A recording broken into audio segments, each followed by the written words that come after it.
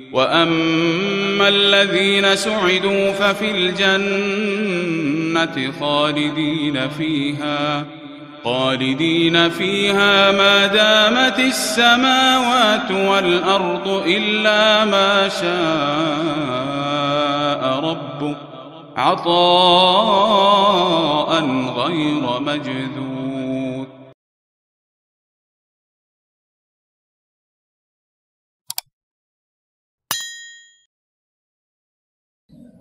بسم اللہ الرحمن الرحیم. الحمد للہ رب العالمین والصلاة والسلام على اشرف الانبیاء والمرسلین وعلى آلہ وصحبہ ومن تبعهم بإحسان الى یوم الدین. اما بعد، اعوذ باللہ من الشیطان الرجیم. بسم اللہ الرحمن الرحیم. وقرآنا فرقناه لتقرأه على الناس على مكث ونزلناه تنزيلا. صدق الله مولانا العظيم. معزز مکرم مدیر جامعہ اور اساتذہ کرام، معلمات، طالبات اور باہر سے تشریف لائی ہوئی مہمان خواتین، اللہ تعالیٰ کا بہت ہی بڑا فضل و احسان ہے کہ ہم لوگ کافی دیر سے اس کا وہ کلام سن رہے تھے جو اس کی صفت ہے. ہم انسانوں میں تو یہ ہوتا ہے کہ انسان کی ذات الگ ہوتی ہے اور صفت الگ ہوتی ہے، لیکن اللہ تبارک و تعالیٰ کی صفات کے سلسلے میں جو بچیاں عقائد پڑھتی ہیں انہیں معلوم ہے کہ اللہ تعالیٰ کی صفات اللہ تعالیٰ کی ذات کا غیر نہیں ہے اور نہ ہی آئیں گے. اللہ تبارک و تعالیٰ کی ذات و صفات میں عینیت ہے. اس سے اندازہ ہوتا ہے کہ اس دھرتی کے اوپر جس قدر چیزیں ہیں ان سب چیزوں میں سب سے معزز، سب سے مکرم، سب سے مشرف اگر کوئی چیز ہو سکتی ہے تو وہ اللہ تعالیٰ کا کلام ہے.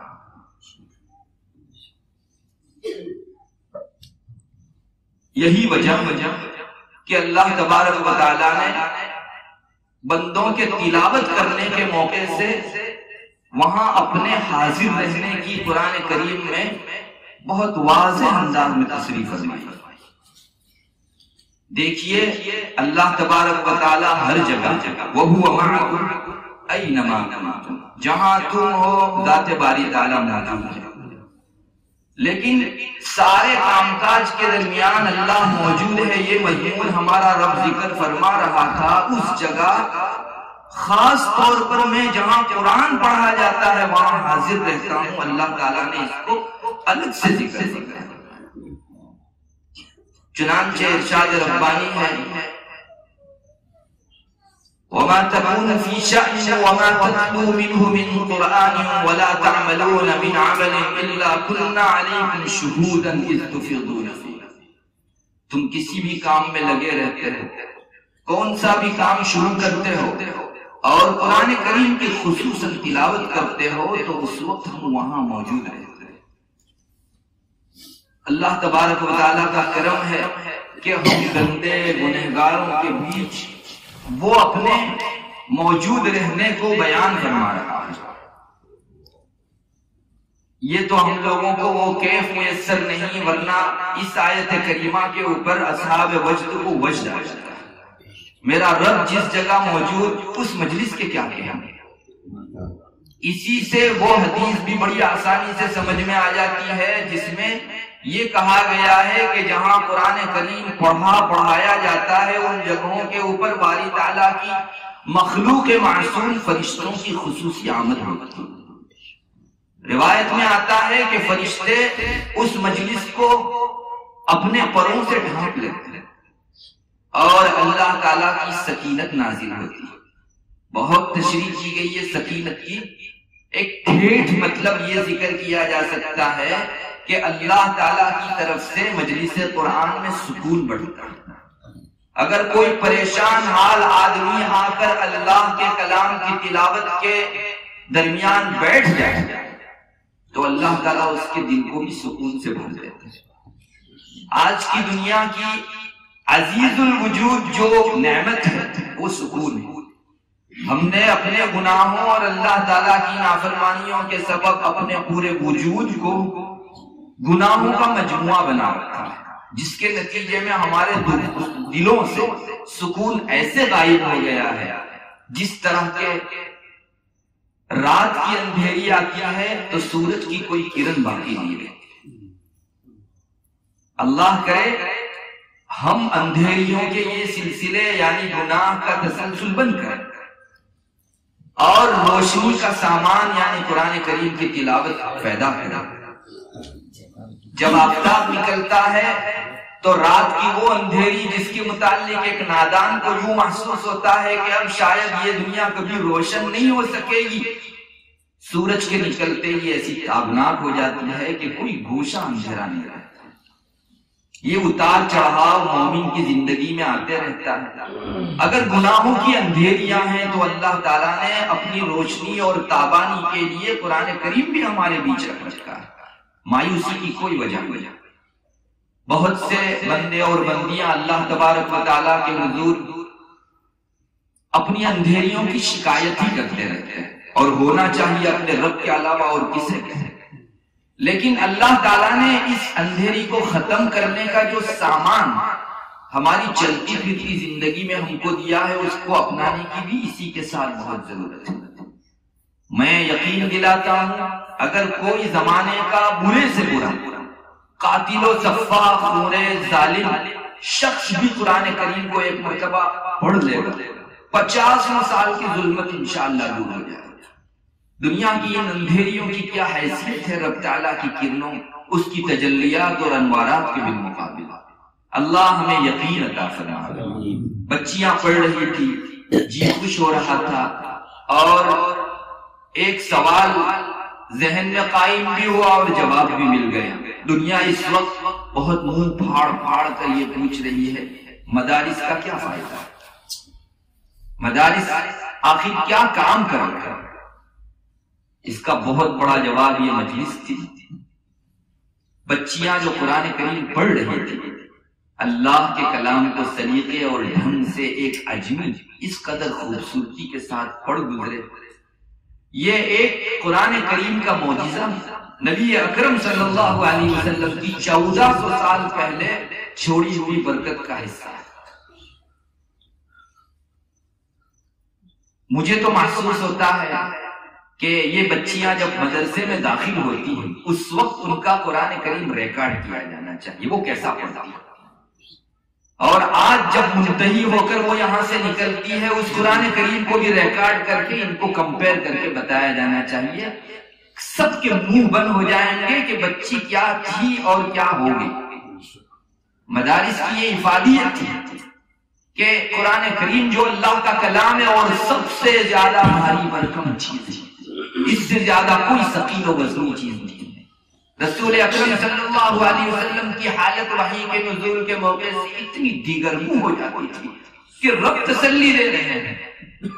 قرآن کریم میں خود باری تعالیٰ نے ایک سے زیادہ جگہوں کے اوپر رسول اللہ صلی اللہ علیہ وسلم کو تسلی عطا فرمائی۔ محمد پریشان ہونے کی ضرورت نہیں ہے، ہم سب کچھ پڑھوانے، یاد کروانے اور تشریح کروانے کے بھی ذمہ دار ہیں۔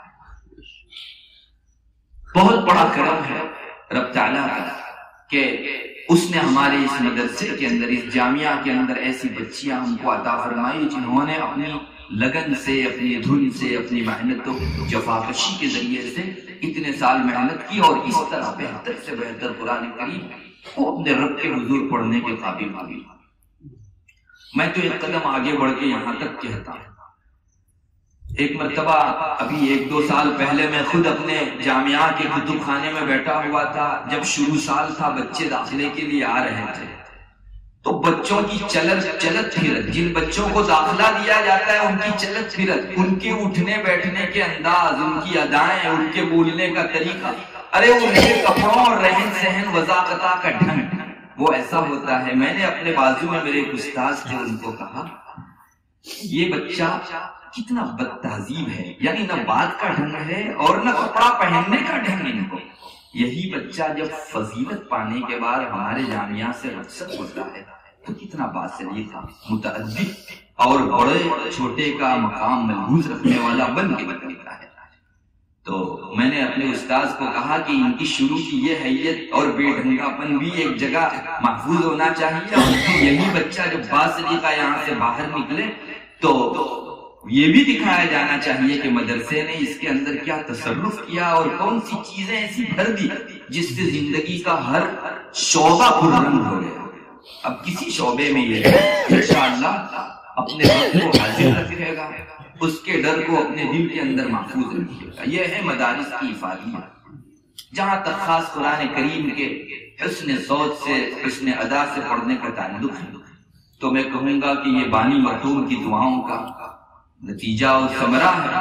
انہیں خاص لگن تھی، میں ذاتی طور پر جانتا ہوں ہمارے نانا مرحوم کو حسن صوت سے ان کو بہت لگاؤ تھا۔ میں جن دنوں عربی چہاروں عربی پنجوں عربی ششم میں تھا، ان کی وفات سے پہلے حضرت کبھی مجھے یاد فرماتے تھے، مولانا عبدالحق میاں صاحب قدس اللہ سرہ، کہ جاؤ محمد کو کہو کہ وہ یہاں آ کر اذان دیا۔ کبھی بلاتے تھے، میں آتا تھا، اذان دیتا تھا، حضرت خوش ہوتے تھے۔ یہ حسن سوچ سے ایک لگاؤ تھا، اور میں سمجھتا ہوں ان کی دعاؤں کا ثمرہ اور ان کی ان تمناؤں اور ارمانوں کا یہ نتیجہ ہے، اور ان کا یہی خواب آج شرمندہ تعبیر ہو رہا ہے۔ انشاءاللہ مرحوم کی روح خوب باغ ہوتی ہوگی کہ اس قدر بہترین بچیوں کا یہ ذخیرہ اللہ تعالیٰ ان کو ان کی قبر کے اندر من سن سنتن حسنتن کے تحت ضرور پہنچا رہا ہے۔ اللہ تبارک و تعالیٰ مرحوم کو غریق رحمت فرماوے، اور یہ لہلہاتا باغ ہمیشہ سرسبز و شاداب رہے، اور ہم لوگ اپنی محنتوں اور کاوشوں کے ذریعے سے اس کو پانی دیتے رہتے۔ معزز طالبات، آپ کی خدمت میں ایک بات یہ عرض کرنی ہے کہ علم کے اس سمندر کا کوئی کنارہ نہیں۔ بہت غلطی میں ہے وہ طالبہ جو یہ سمجھتی ہے کہ میں منزل علم پر پہنچ چکی ہوں۔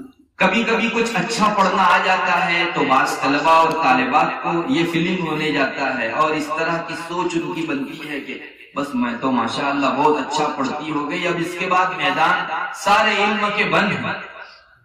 حالانکہ علم ایک بحر ناپیدا کنار ہے، اس کا کوئی کنارہ نہیں ہے۔ آپ جتنا آگے بڑھتی جاؤ گی، آپ کی لا علمی آپ کے سامنے ظاہر ہوتی چلی جائے گی، اور اس سے بڑا ایک اور میدان آپ کو نظر آتا چلا جائے گا۔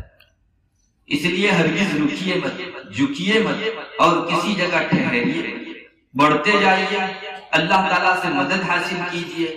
جن چند طالبات نے قرآن کریم مکمل سنایا، دوسری طالبات کو اس سے خصوصی طور پر سبق لینا چاہیے کہ میں بھی اپنے اندر میرے رب کے کلام سے عشق بھروں، اس سے محبت کو اپنے دل و دماغ کے اندر بساؤں، اور جس جگہ روشنی رہتی ہے اندھیری۔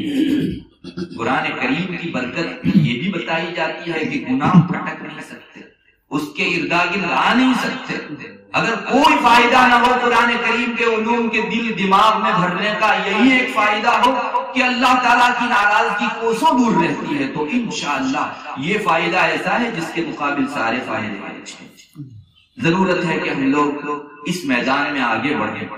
ماشاءاللہ حفظ کے سلسلے میں تو یہاں سلسلہ جاری ہے، مگر میں طالبات سے درخواست کروں گا کہ آپ اپنے اساتذہ کو سبع پڑھانے کے سلسلے میں بھی درخواست کیجیے۔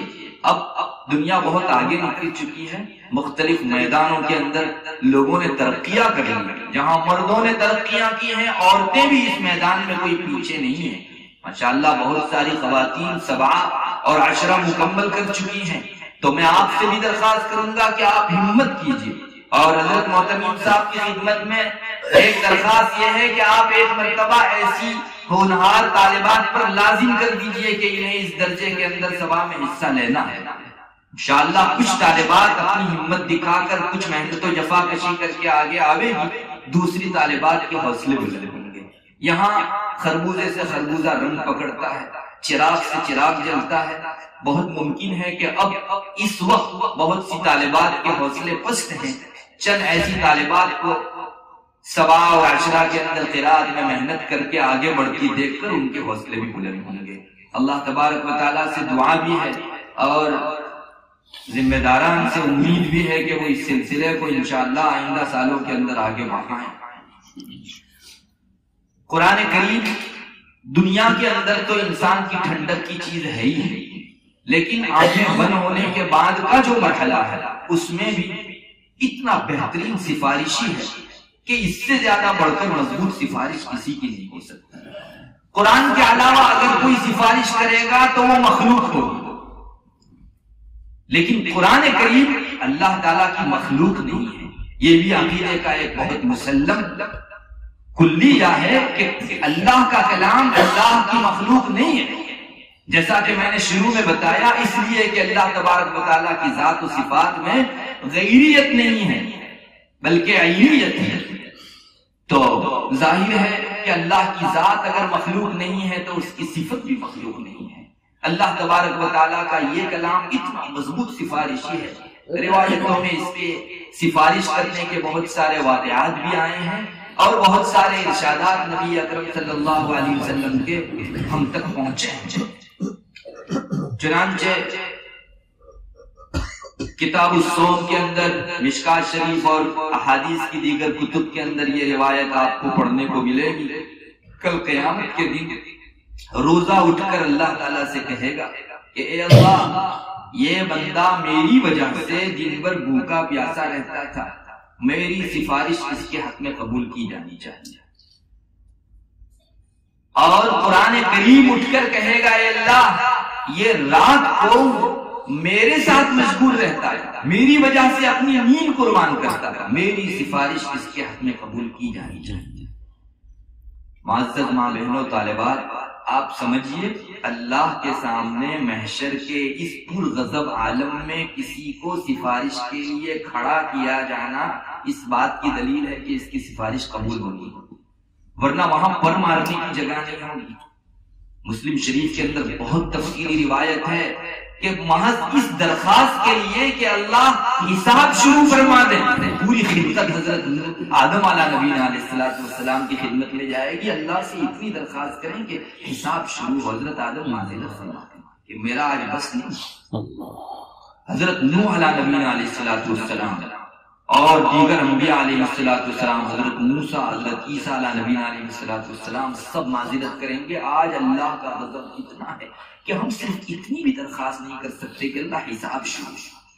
آخر میں حضرت اقدس نبی اکرم صلی اللہ علیہ وسلم کے پاس پوری خدمت جاوے گی، اور آپ صلی اللہ علیہ وسلم حدیث میں فرماتے ہیں میں سجدے میں دیکھوں گا، ایک لمبے عرصے تک سجدے میں ہی رہوں گا اور ایسے کلمات سے میرے رب کی تعریف کروں گا جو آج اس وقت مجھے خود مستحضر ہے۔ اللہ مجھے اس وقت القاء فرماویں گے اور میں ان کلمات سے میرے رب کو راضی کروں گا۔ ایک عرصے بعد اللہ کا ارشاد ہوگا، محمد صلی اللہ علیہ وسلم اشفع، درخواست کرو قبول کی جائے گی۔ یہی مقام محمود ہے۔ رسول اکرم صلی اللہ علیہ وسلم کو پھر سفارش کا بھی ایک مقام دیا جاتا ہے۔ تو اس دن جسے کھڑا کیا گیا سفارش کے لیے وہی ہوگا جس کی سفارش قبول کی جائے گی۔ بہت مختلف چیزیں ہوگی اور ذوات ہوں گی جو اللہ تعالیٰ کے حضور سفارش کرے گی۔ خود انسانوں کے اندر الگ الگ جماعتیں ہوں گی، جنہوں نے صبر کر رکھا ہوگا وہ بھی ایک جماعت ہوگی، جنہوں نے شکر کر رکھا ہوگا وہ بھی ایک جماعت ہوگی، شہیدوں کی ایک جماعت ہوگی، علماء کی ایک جماعت ہوگی۔ یہ اللہ تعالیٰ کے حضور سفارش کریں گے۔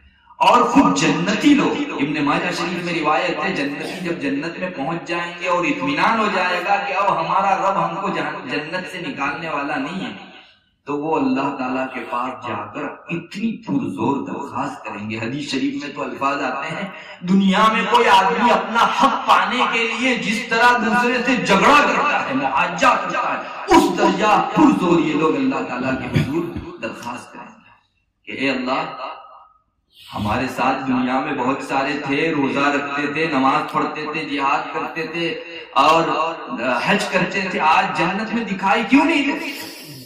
اللہ تعالیٰ انہیں کھڑا ہی اس لیے کریں گے کہ ان کی سفارش قبول ہونی۔ اللہ فرمائیں گے جاؤ، جن جن کو پہچانتے ہو جا کر نکال لاؤ۔ جہنم میں یہ لوگ کنارے پر جائیں گے، آگ کسی کو پاؤں تک، کسی کو گھٹنے تک، کسی کو بدن کے بعد حصوں تک کھا چکی ہوگی، چہرے کو نہیں جلایا ہوگا مومن کے۔ ان کے چہروں سے یہ اللہ والے پہچانیں گے اور ان کو جنت میں لے جائیں گے۔ بہرحال مختلف سفارشی ہوں گے، ایک سفارش کرنے والا یہ قرآن کریم بھی ہوگا، اور اتنی مضبوط سفارش قرآن کریم کی کہ نہ پوچھیے بات۔ ہماری تو زبان بول بھی نہیں سکتی اگر اللہ کے رسول صلی اللہ علیہ وسلم کی زبان رسالت میں وہ کلمات ادا نہ کیے ہوں تو۔ چنانچہ خالد بن معدان کی مشہور روایت ہے، بڑے تابعی ہیں یہ جلیل القدر، مشکات شریف میں ان کی روایت موجود ہے۔ ایک شخص تھا بڑا گنہگار، اس نے اپنی زندگی کے اندر سوائے گناہ کے اور کچھ نہیں کیا، ہاں البتہ ایک معمول اس کا بہت تھا، اور وہ یہ کہ وہ رات کو تب تک سوتا نہیں تھا جب تک سورہ ملک تبارک الذی پڑھ نہیں پڑتا تھا، اور ایک روایت کے مطابق سورہ الف لام میم سجدہ نہیں پڑھ لیتا تھا، تب تک سوتا نہیں تھا۔ باقی سارے شعبوں کے اندر بڑے سے بڑا گنہگار تھا۔ جب اس کی روح قبض کی گئی اور اس کو قبر میں لٹایا گیا تو عذاب کے فرشتے، چونکہ گنہگار تھا، عذاب کا سامان لے کر اس کو عذاب دینے کے لیے آ گیا۔ روایت میں آتا ہے، خالد بن معدان فرماتے ہیں کہ یہ دونوں صورتیں جو جن کا اس نے معمول رکھا تھا، روزانہ رات کو یہ دو صورتیں پڑھ کے سوتا تھا، اوپر بچھا کر بیٹھ گئے اس پر، اور کہنے لگی اے اللہ، میری سفارش اس بندے کے حق میں قبول کی جانی چاہیے، اس نے زندگی بھر مجھ سے وابستگی کی۔ اور بعض روایتوں میں ہے کہ یہ صورت اتنی مضبوط درخواست کرے گی، اے اللہ میری سفارش اگر اس بندے کے حق میں قبول ہوتی ہے تو مجھے اپنے قرآن میں باقی رکھ، اور اگر قبول نہیں ہوتی تو ہم کو قرآن سے باہر کر دے۔ مشکات شریف میں موجود ہے۔ اللہ تبارک و تعالی آخر سفارش کا مقام ہی اس لیے دے رہے ہیں کہ قبول کریں، اعلان ہوگا میں نے اس بندے کی تمام خطائیں معاف کر دی، اس کی ہر خطا کو نیکی سے بدل دی، اور ہر نیکی جو خطا سے بدل کر آئی ہے اس کے بدلے میں ایک ایک درجہ اس کا بدل کر دیا۔ معزز طالبات، دیکھا آپ نے اللہ تبارک و تعالی اس قرآن کریم کی برکت سے عمر بھر کے گنہگار، اللہ کی نافرمانی میں رچے بسے رہنے والے شخص کو کس درجہ بلند فرماتے ہیں۔ ہمیں چاہیے کہ اللہ تعالیٰ نے ہمیں یہ قرآن کریم عطا کیا ہے تو یہ صرف ہماری مجلس میں اور مختلف جلسوں اور فنکشنوں میں تلاوت کرنے کی حد تک ہم محدود نہ رکھیں۔ میں ان طالبات کی خدمت میں درخواست کروں گا کہ آپ قرآن کریم کی اسی حسن ادا اور حسن صوت کے ساتھ تلاوت کیجیے اپنی نماز میں۔ مردوں کے لیے تو یہ ہے کہ چونکہ وہ جہری نماز پڑھتے ہیں اس لیے ان کے یہاں کبھی کبھی حسن صوت اور حسن ادا کے مظاہر نظر آتے ہیں، لیکن خواتین میں ان کو بھی کہوں گا آپ اپنی تنہا نماز کے اندر، خاص کر کے رات کی نماز کے اندر، خاص کر کے تہجد کی نماز کے اندر بہترین آواز کے ساتھ اور بہترین ادا کے ساتھ قرآن کریم پڑھیے۔ فجر کے موقع کی یہ قرأت اللہ تبارک و تعالیٰ کو اور اوقات کی قرأت کے مقابل میں بہت پیاری ہے۔ قرآن کریم کہتا ہے اقیم الصلاة لدلوک الشمس الى غسق اللیل وقرآن الفجر ان قرآن الفجر کان مشہودا۔ یہ صبح کے موقع کا قرآن کریم خاص اللہ تعالیٰ حاضر رہتے ہیں، اپنی تجلیاں فرماتے ہیں۔ آج کعبہ کی عظمت ہمارے دلوں میں کیوں، وہ اللہ کا شعار کیوں ہے؟ آج اس گئے گزرے گناہوں کے اور فساد کے ریل پیل والے دور میں بھی مسلسل اللہ تعالیٰ کی تجلیات کا تانتا کعبۃ اللہ کے اوپر بندہ ہوا ہے، مسلسل تجلیاں پڑتی ہیں۔ اسی لیے اس قدر آس پاس کے برے ماحول کے بعد بھی جب انسان کعبہ کے پاس جاتا ہے تو اس کا دل ٹھنڈا ہو جاتا ہے۔ حالانکہ آس پاس میں کچھ مارکیٹ سپر مال کم نہیں ہے جہاں کی رنگینیاں باہر جانے والوں کو تو کھینچتی ہیں، لیکن کعبہ کے پاس بیٹھنے والا آدمی اپنی ٹھنڈک آج بھی پاتا ہے۔ بہرحال یہ کعبہ ہے اور قرآن کریم ہے، دونوں میں یہ تاثیر ہے کہ ان کی زیارت بھی اللہ تعالیٰ کی نسبت پیدا کرتی ہے۔ میں نے اپنے شیخ سے یہ بات سنی کہ کوئی شخص کسی بزرگ کے ساتھ وابستہ ہو، سلوک کی راہ طے کر رہا ہو، مرید ہو کسی اپنے شیخ کا، اور یہ ابھی سلوک کی راہ طے ہی کر رہا تھا، اللہ تعالیٰ سے نسبت مکمل نہیں ہوئی تھی کہ شیخ کی وفات ہو، یہ بندہ اپنی نسبت کو پوری کرنے کے لیے اگر کعبۃ اللہ کے پاس جا کر محبت بھری نظر کعبہ پر ڈال دے تو اللہ تعالیٰ اس کی ادھوری نسبت پوری کرے۔ یہ تجلیوں کی میں نے یہ بھی سنا ہمارے شیخ سے، فرما رہے تھے کہ ہمارے بعد مشائخ فرماتے تھے کہ ہر آدمی کو تو اتنی جسات کہاں کہ وہ اتنا بڑا خرچ کر کے اللہ کے شعار اور کعبہ تک پہنچے، اور اللہ کا دین سارے غریب و امیر شاہ و گدا کے لیے یکساں ہے، جیسے اس کی بارش، اس کی ہوا، اس کی عام نعمتیں سب کے لیے یکساں ہیں۔ بزرگان دین فرماتے ہیں کہ اگر کوئی آدمی کعبہ تک نہیں جا سکتا اور کلام الہی کو کھول کر محبت بری نگاہ سے قرآن کو دیکھ لے، اس کی ادھوری نسبت اللہ اپنے کلام میں نظر کی برکت سے پوری فرماتے ہیں۔ قدر کی ضرورت ہے، ہمیں پتہ ہی نہیں ہے ہمارے درمیان میں اللہ تعالیٰ کی کتنی مضبوط رسی ہے۔ کوئی اگر بڑے سے بڑا گنہگار ہے، مایوسی کی کوئی وجہ نہیں، یہاں تو صرف نظر بھی اللہ تک پہنچانے اور اللہ کی نسبت و تعلق قائم کرانے کا ذریعہ بنتی ہے۔ آپ نے بھی قصہ سنا ہوگا، وہ بڑھیا تھی، قرآن کریم پڑھنا نہیں جانتی تھی، البتہ روزانہ یہ کام کرتی تھی کہ قرآن کریم کھولتی اور اس کی سطر پر ہاتھ پھیرتی جاتی اور کہتی اللہ یہ بھی سچ ہے، یہ بھی سچ ہے، یہ بھی سچ ہے، یہ بھی حق ہے۔ جب اس کا انتقال ہوا، کسی نے خواب میں دیکھا، پوچھا کیا گزری؟ کہنے لگی میرے رب نے اس کے کلام کی تصدیق کی برکت سے میری مغفرت کی۔ بہت اللہ تعالیٰ کی نسبت دلانے والی کتاب ہے۔ معزز طالبات، اپنے مختلف اوقات کی گھڑیوں کے اندر اس کی تلاوت کیجیے، معمول بنا لیجیے۔ اپنے دن میں اتنا قرآن کریم ضرور پڑھنا ہے۔ آپ فارغ ہو کر جائیں، تعلیم و تعلم کا سلسلہ بھی اپنے بڑوں کی اجازت سے ضرور قائم رکھیے۔ اللہ تعالیٰ انشاءاللہ آپ کے واسطے سے پوری خلقت کے قرآن کریم کو درست فرمائے گا، اور اللہ سے یہی سے دعا بھی کرتے جائیں، خاص کر کے ان کی اور آخری درجے کی جو طالبات ہیں ان کی خدمت میں درخواست کروں گا کہ وہ اللہ سے کہیں کہ اللہ ہمارا یہ علم من مشکیزہ نہ بنا، اس لیے کہ مشکیزے کا منہ جب بند کر دیا جاتا ہے تو اندر کی مشک کی خوشبو باہر نہیں پھیل سکتی۔ اے اللہ ہمارے ڈھکن کو کھول دیجیے اور ہمارے علوم کی خوشبوؤں سے میں جہاں رہوں ان ساری جگہوں کے اوپر جو ہے اس کو خوشبودار بنا دیجیے۔ حضرت عیسیٰ نبی علیہ السلام نے اپنا تعارف کرتے ہوئے فرمایا تھا وَجَعَلَنِي مُبَارَكًا أَيْنَمَا كُنتُ وَأَوْصَانِي بِالصَّلَاةِ وَالزَّكَاةِ مَا دُمْتُ حَيًّا۔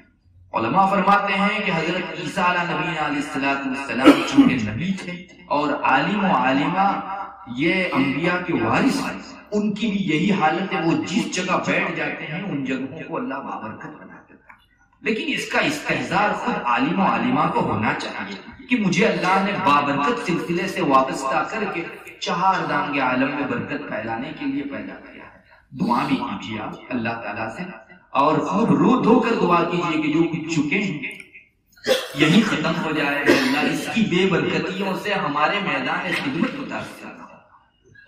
ہمارے بعض اللہ کے نیک بندوں کا معمول سنا گیا، دیکھا گیا، وہ کسی جگہ سفر میں جاتے ہیں اور کسی روم میں ان کا قیام رہتا ہے 2-4 روز، اور جس دن سفر کا یہاں سے کوچ کرنے کا دن ہوتا ہے تو وہ نکلنے سے پہلے 100 مرتبہ استغفار ضرور سے کر لیتے ہیں تاکہ یہ دیوار جو ہمارے یہاں رہ کر ہماری چکوں کی گواہ بنی ہے یہ ہماری استغفار کی بھی گواہ بن جائے۔ بہت بڑی بات ہے، موفق لوگ اللہ تبارک و تعالیٰ کی طرف سے یہ ادا کر سکتے ہیں۔ ہم لوگ یہاں رہے ایک لمبے عرصے تک بہت کچھ چکیں بھی ہوئی ہوگی، علم کے تعلق سے بے ادبیاں گستاخیاں بھی ہوئی ہوگی، ہمیں چاہیے کہ مختلف جگہوں کے اوپر چپوں پر گھوم کر استغفار متعدد مرتبہ کریں۔ انشاءاللہ اللہ تبارک و تعالیٰ جو کچھ چکے ہیں اور ان کی بے برکتیاں ہمیں کل کو روڑا بن کر سامنے آنے والی تھی، ان سب چیزوں کو ختم کر کے اللہ معاف فرما دے گا اور ادھر برکتیں شروع فرما دے گا۔ اللہ تبارک و تعالیٰ اس سلسلے میں ہم لوگوں کو توجہ کی توفیق عطا فرماوے۔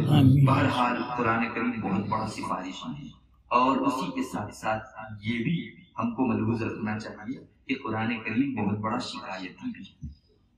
یہ بھی مضمون حدیث شریف ہی میں آیا ہے، چنانچہ مشکات شریف میں حدیث موجود ہے، رسول اکرم صلی اللہ علیہ وسلم نے ارشاد فرمایا 3 چیزیں اللہ تعالیٰ کے عرش کے ساتھ لٹکی ہوئی ہیں۔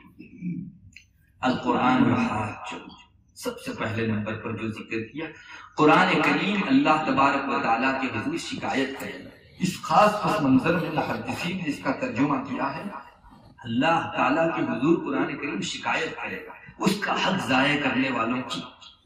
نمبر 2 امانت داری، یہ بھی عرش سے لٹکی ہوئی ہے۔ اور تیسری چیز صلہ رحمی، رشتہ داری، یہ بھی عرش سے لٹکی ہوئی ہے، اور رشتہ داری کہتی رہتی ہے اے اللہ جس نے مجھے جوڑا اپنے سے جوڑ، جس نے مجھے کاٹا اپنے آپ سے تو اس کو کاٹ۔